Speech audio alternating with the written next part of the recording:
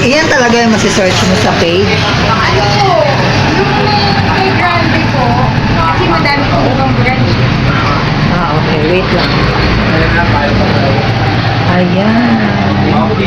Ito. Salamat. Hi guys! Welcome here sa Juan Cafe. Wow! Sobrang yummy ng ano nila, ng milk tea nila. So, actually, ano ko na dito, twice na ako nakapunta dito. Ayan. So, yung unang in-order ko sa kanila is yung Okinawa. And then, ngayon, nag-try ako ng red velvet and then strawberry. So, sobrang yummy po guys.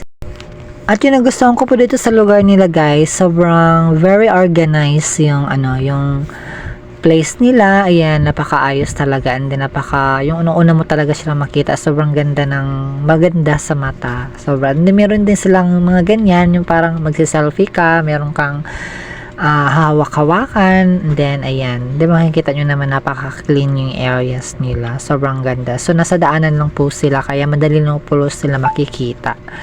Ayan, Juan Cafe. So, dito yung I don't know kung saan pa yung iba nilang ibang pwesto, pero dito kami sa Valenzuela, dito banda.